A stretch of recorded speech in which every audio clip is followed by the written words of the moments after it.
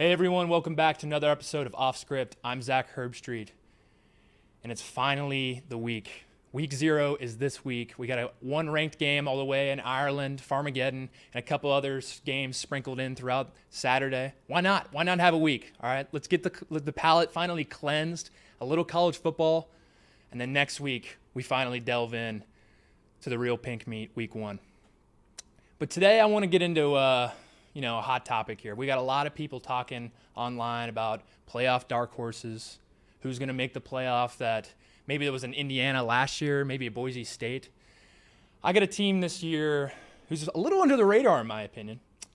I feel like they're not being talked about at all. There is some hype here and there, but I'll be talking about the Iowa Hawkeyes today. The Iowa Hawkeyes, an absolute pillar of the Big Ten, symbolizing grit, toughness, run game, linemen. That is Iowa football right there. Looking back this past season at the Iowa Hawkeyes, 8-5, not in great season, but still, above 500, so not terrible. Losses to Iowa State, that was a heartbreaker at home with the last second field goal. Ohio State, obviously it's hard to win there. Michigan State, got to win that one. And then UCLA, hard to win out west. But I'm excited to see what they can do this upcoming year, and we're about to get into it here. Starting off with the man at the helm, Coach Ferentz. Kirk Ferentz is in his 27th year at Iowa. He's actually one game away from tying Woody Hayes for all-time Big Ten coach wins, which is beyond impressive. Congrats to him. He'll probably get that done in, I want to say, week 2 or 3. That is very impressive. Continuing on, let's break down Iowa just as a team in the past here. I think they definitely pride themselves on toughness and grit, like I said earlier. They are very hard-nosed, run-it-down-your-throat football team, and that's what they've been doing for years. Defense, obviously, is their specialty. They've had multiple players drafted. I mean, look at Jay Higgins, who was the Big Ten linebacker of the year last year, Cooper DeJean, Jack Campbell, who's in the NFL as well.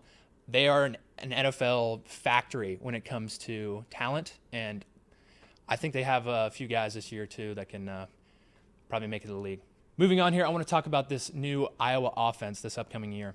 Obviously, you lose Caleb Johnson, one of the better running backs in the country last year. I am very excited to see Kamari Moulton this year. I think he's a very Darren Sproles-ish player, short and just will get that first down. He will always fall forward, and I'm really excited to see what he can do. Speaking of running the ball, I want to talk about this O-line. I've heard rumors from inside the building and online on the message boards and stuff, which, by the way, thank you guys for being so kind and loving all my videos. I appreciate that. But I've heard this is probably the best O-line they've had in a while, led by Logan Jones, the center, Jennings Dunker out there, and Bo Stevens. I think they definitely will probably come together. I watched a little bit of the scrimmage. The snaps were a little bit wonky, I'd say, but the run block looked great. I mean, phenomenal in my opinion. My big question here is, can second-year offensive coordinator Tim Lester finally kind of get the offense going? Obviously, you also lose your very talented tight end, Luke Lachey, but that tight end unit is still very talented. I mean, it's tight end U for a reason.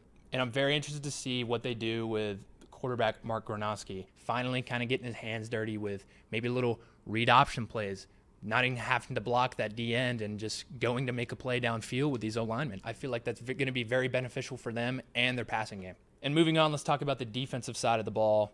Phil Parker, in his 14th season at Iowa, absolute defensive mastermind, one of the best in the country. He has 5 returning starters, so it is a bit of a younger group, but from what I saw on the defensive side on the scrimmage last Saturday, this defense looks possessed.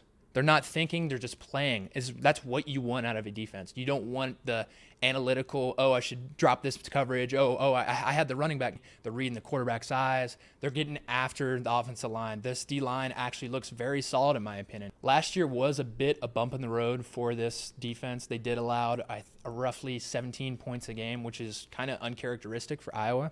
But this is a top 20 scoring D in the past 10 years, so I do believe in Phil Parker, and I think he will get him right this upcoming year. And then overall scrimmage takeaways that I had from this past Saturday, the offense showed overall flashes. The quarterback receiver connection looked there. It was there, which is something that's, I don't want to say foreign at Iowa, but Probably something you're not used to as an Iowa fan. And they were deeper passes. I mean, 20 yards downfield, 30 yards downfield. These I mean, you're picking up. These are X plays. These are big gains here. You don't have to run the ball as much. Speaking of the quarterback, Gronowski did look pretty solid. He looked pretty nimble. The one thing I would say is his spirals do look a little wobbly. I think tighter spirals will probably get the ball there faster in a tighter window. And then I think he needs to work on play development or just waiting a little bit longer. If he can do that, I think he'll be successful this season. And finally here, I want to go over the Iowa schedule. It is a little brutal, but just hear me out. Week 1, you start out home at Albany. I think this will be a good game to get the offense's feet wet a little bit, trying to try out some plays. And the defense probably will look stellar against them. Then you go at Iowa State. This is a ranked matchup and a rematch from last year. I mean, it was a tough game last year. I think it was a last-second field goal loss right there. It was 20-19. So I think you guys get your revenge here, and I think you guys win that game. Then you play Massachusetts. I think it's an easy win. Then you go at Rutgers again. I think that's an easy win. And then we have Indiana at home. This one I think you might drop. This one's a toss-up, I believe. It depends if you guys show up or not. And I feel like you could say that, but Zach, you'd say that about any game. I mean, if Indiana feels doubted, they're going to show up and play their hearts out. But I think you guys, you take the L here. Then we have a bye week. Then you go at Wisconsin. I think you guys win that one pretty soundly. Then you have Penn State at home. That's going to be a tough one. That's a tough one. I don't think you guys get that one. Then Minnesota at home. That's an easy win. Bye week. And then we have Oregon. And this is one of those where I feel like Iowa's going to feel doubted. Oregon's kind of going to show up and be like, oh, this is Iowa. Like, we don't even know. Like, almost downplay them to an extent. And this is where Iowa thrives. I do feel like they're going to win this game. And overall, probably this could maybe knock Oregon out of the playoff. This is one of those games that could knock Oregon out of the playoff. Just watch out for this one. Then you go at USC. This is one of those out west games that I do not think you're going to win. Similarly to UCLA last year, it's just tough. It's tough sometimes. Then we have Michigan State at home. That is a revenge game from last year. I do believe you'll win that. And then the big one, at Nebraska on a Friday. And I think you get a dub there. I do think you get a dub. Rivalry game. I know it means a lot. 9 out of the last 10 y'all have won.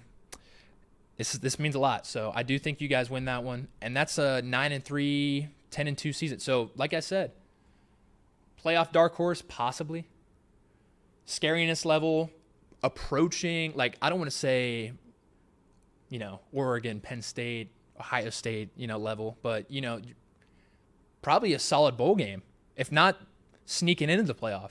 Overall, I'm really excited for this season. I'm excited for the Iowa Hawkeyes to finally get out there and maybe have a little bit of an offense. It'll be really fun to see. But overall, that does it here for me. Don't forget to subscribe, like the video, leave some comments. Let me know what you think. This is Off Script. I'm Zak Herbstreit. Thanks for watching.